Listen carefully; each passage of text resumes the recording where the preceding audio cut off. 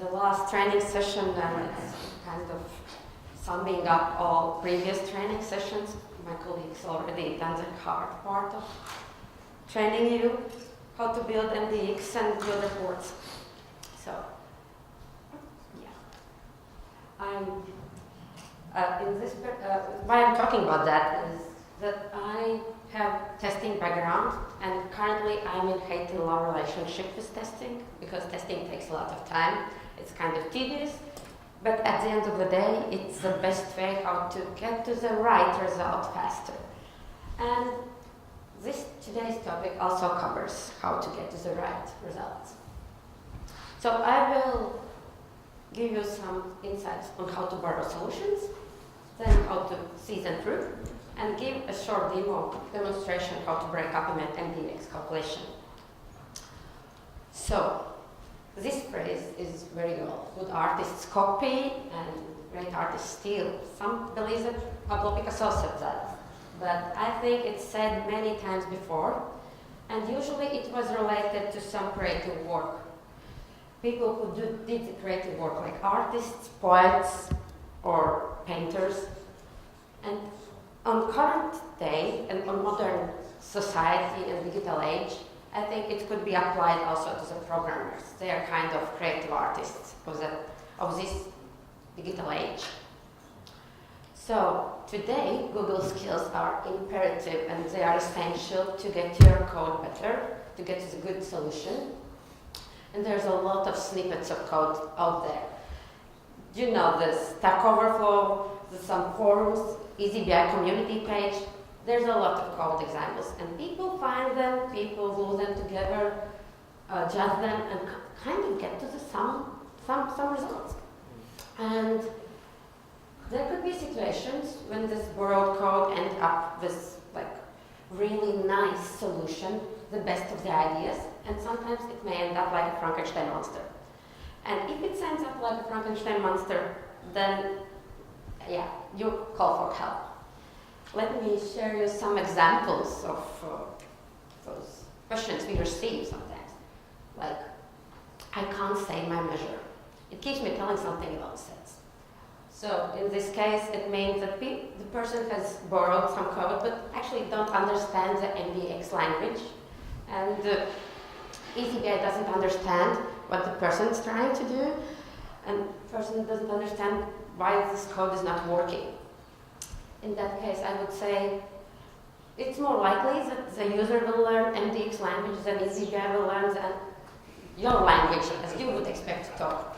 So, basic words and how to use dictionary might help. The other way is like, this is a very good case that somebody is testing their reports. I really love that. If I run numbers in Excel, this gives me different results. But in that case, it's kind of black box testing. You can compare results, but it wouldn't give you any insight why eazyBI does that way, because eazyBI is different. It calculates differently the numbers. So it's a good approach, but it doesn't give you answer why. So what to do when you have your calculated number and it doesn't work as expected? So obviously you want to fix it and make it work. But to fix it, you have to kind of see through and understand which part is broken, which part needs adjusting. So to do that, what we recommend is to examine that particular code snippet on your data, because your data is your environment and you can understand the source of data and how they should behave. So always test on your data and take some small amount of them. So first thing, disassemble, break up the formula, and do it gradually so you can follow up the sequence, how it is built. To disassemble formula, we get to the next point, you should know some basics. But I was talking about the MDX language, that you kind of need to understand the structure of the language and how to use dictionary. So in this case, it's functions, what those functions do, what are arguments for those functions, what comes in and what gets out. And the last one is the understanding measure. measure is the treasure of every report and every calculation, and it's a heart of that. It's a reason why you are building something, why you're measuring, why you're creating some analysis. So you should understand what that measure does in your report and how it is related to some dimension, especially time, which is a very popular way how to look on data. I think Robert did a very good training on that yesterday. So let's just go one level deeper. Data types. So to disassemble calculation, we should understand the data types. So it's kind of part of the MDX language structure. Yesterday was covered it already, but just to remind you that there are numbers, strings, and dates, which are very natural for us. We understand it's kind of intuitive level. But then there are sets, as Loma said, that they are unique, distinct objects, and it could be anything. Numbers, dates, just other members. And the data type member, also it's the hardest part to grasp what it is, but I would say it's something you can put on one row. Anything that you can put in your report as one row is a member. It's like a simplified way. The next one is also this from dictionary and how to understand language, is to know the functions. You should understand that the function has some arguments, input arguments that you give to the function. The function does its magic or job, whatever, and gives something out. So you should understand what you're giving and what you get out. Like for example, if you want to count time between two dates, you give in two different dates and get out one integer number or a decimal number that represents the time. Other thing for disassembling is to understand where the function starts and where it ends, how it looks like, how to recognize it. So, yeah, in eazyBI functions are red or brown, whatever, depends whether you are colorblind or not. And then there are brackets to say where it starts and ends. And some functions start with dot. The measure, so understand the measure, what it returns. It's good that you know whether it returns count of objects, time, or count of transitions. But it's good to understand also the measurement. For example, if you get time, whether those are days, hours, or minutes. So it's very essential to know the measurement. And the other thing, how it's related to the time. Is it the start or the end or the middle of some transition? So yeah, understand what your measure, how it's related to other dimensions and to the time.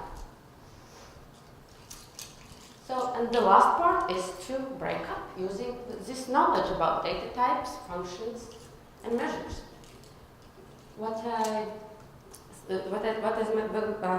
mentioned that you should pick some testing set for testing, so it's easier to follow only a few items than all the set available in your report. Then break up the formula gradually, one by one. I like to look on it like unwrapping the candy. You can do it other way around, but just take off one cover, then take another and another layer, and follow those steps. And to do that, I would like to remember to this set to string function. I know that Lama mentioned it, I don't know that Jans mentioned it today. So if you don't remember from this day training anything, please remember this one. You can test everything with this set to strings. And another function, all properties. It's good to use if you're not sure what kind of information you have about item and how to correctly get the property name, which could be referred in calculations. So I will start with short demonstration. I hope you will be able to follow it. Like a normal daily situation, I would love to start with finding some solution on the internet. So Lola did some kind of coding from the scratch up, but I like to do it another way. I like to look for solution already available in the network. I use community page a lot. And if I'm lazy to copy and you transfer, I sometimes send you just a link to the community conversation. So you can do it instead of me. Here is, for example, Jans already has written some formula, how to calculate rolling average velocity for last 5 sprints. And I think it might work for my use case. So as a normal user, I would just copy it and test it on my data. So I go to my local environment, and I'm going to test formula for average sprint velocity. So to do it, of course, I will create a calculator measure. And the name was, I'm lazy to type in, I'm just copy pasting.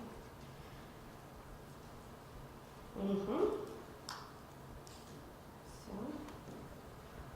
yeah. Let's see it on what it gives me, what kind of results it's giving me.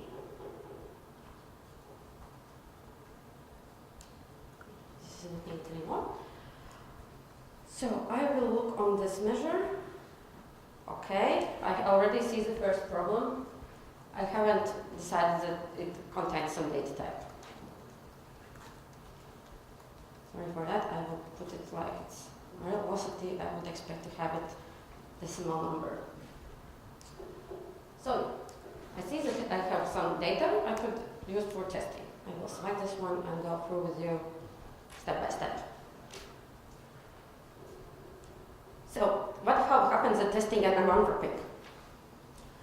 I usually take this formula and look the structure of the first layer, like average. Probably I don't remember from my heart how it looks like, so I just type in formula, average, and eazyBI kind of gives me some insight how it should look, what arguments it contains. So it should contain some set and some numeric expression. I'm going to break it up in those 2 parts to test it. Let's start with numeric expression because, is any numbers there already? So what can I see? For my average, where it starts and ends, there is gray brackets, and I can kind of see that the next function ends here before comma. So I assume that this last line is the numeric expression that should be returned for each sprint. I will see how it goes for each sprint and copy it. I can copy it even if I'm not wanting to look for it for like measure, I can copy it. Test, measure. Okay. Shouldn't be any surprises here. I will test this measure. We will remove issues created. So I have more space here. So I see there are this measure is for several sprints, and I would like to know which one are counted in this average velocity. So, okay, let's go to test another part of this formula. Then I will copy all formula again, the original part. So it's too big for me. Okay. And I will test the set for this average. As we discussed, it contains the set. It would be this part, just to make you obvious, and this was numeric part. So we already validated this one, what it returns for each sprint. Now we can validate this set. How to do it? I'm just removing this numeric part and average, and use this function set to string. So I'm going to validate what we get in this head. Test head. Okay? Should be okay. Again, data type. Yeah. So there is a lot of. I see that if I run if I test for function head, I see there's sprint 7, sprint 6, sprint 5, sprint 4, sprint 3. So they are kind of 5 sprints. What would I expect? But it's good to be sure. Sometimes this is how to stay true. The next part we can test. So we already know that there are 5. We can test what we get, in what order we got those. So like it's one level deeper. Again, I will take everything I already tested and kind of strip down. So there we testing order, the next level. Here is head. I'm clearing it off. And the argument for head. So I see there only the order function. Again, I put it set to string. What it returns to me. Is there any difference from previous result? Or there's any data? Did it again? Sorry. Integer. Let's see. Okay, I see that those results are a bit different. They're a bit more. So it means that the previous function did some job on this set, or on order set. And I see that what I can also follow here, that there are sprint 7, sprint 6, sprint 5, 4, 3, 2, 1. It's going in the descending order. We can examine it, how the order function looks like. Again, if we are not sure what each part does, we can see it, but thank you to this foretelling structure. So we know that order function contains some set, and it also contains some value and some symbol. So in this case, I have a set of some sprints. They are ordered by sprint start date, and they are ordered to descending order. I will go further and look on this sprint start date and then look on the set of the sprints. So just to make sure that the sprints are ordered correctly for my velocity. Again, I will take this only one. I can pick it from measures, or I can just create it again and some test date. What is the date? Start date. And let's see what formatting. And select it for each sprint. So we can see the start date and validate whether the sprints are ordered correctly here in order function using that value. If you don't, so it gives you also an opportunity to, when you're trying to change something, see the place where you should change it.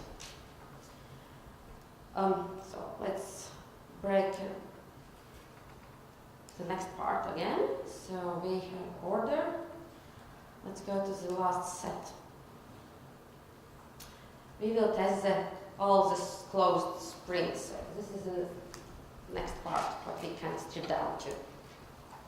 Set to string, strip down the unnecessary part, and test filter. Okay. Let's do it. So what would happen if we just would filter just sprints without ordering them? Here we see Yanis was telling in this presentation that there's some default order of the items, and here we can see that if we don't order them by date, we would get sprint 1, sprint 2, sprint 3, sprint 4, and to apply to this something like first 5, or take just the first items, it would give a different result. So I won't go further by stripping down the functions one by one. I think it's enough, but you can still see that there's some work you can do and not apply to this only for sprint current member children. test it separately, also test separately. Spring close date is yes. And also the validation that it is empty, that the complete date is not empty, that there is some value. So when you have stripped down it like that, you can also apply some adjustments. And if you understand that it's not what you wanted, that you didn't want it only 5 springs for your velocity, now you know where to change them. This value to get, for example, only 3 or 4. Let's do 4. So you can start right here. If you still recognize them, and put it 4 and run it again step by step.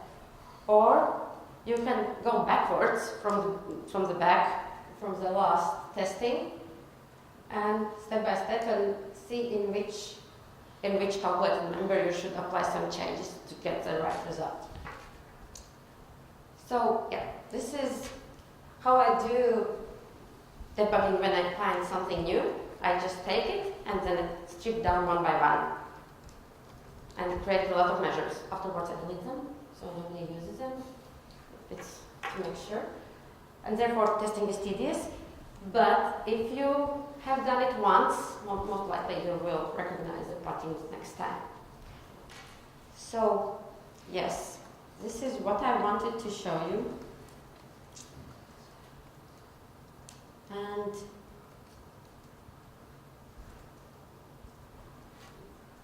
what I want to just tell you that is borrow the code proudly and be proud of that and do it a lot. Don't make it from the scratch if you are not professional, or even if you are. Just there's a lot of good thoughts out there. You don't have to redo them.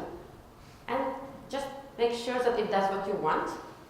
And then be open-minded, because sometimes when you are looking for one solution, you can get a really good technique or pattern and can apply it to something else. So steal the code. Thank you.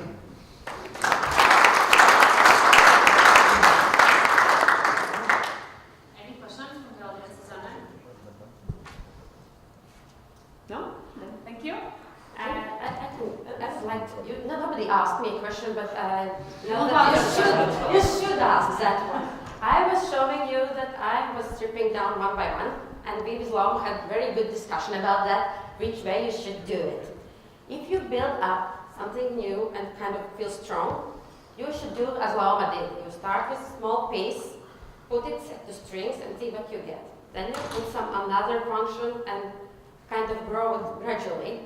It's a very good approach if you're building something up. If you are testing and want to know where it starts to go sideways, it's good to go the other way down. You take the whole thing and strip it down one by one. So it's preference on the task what you're doing. Yep. Cool. Thank you.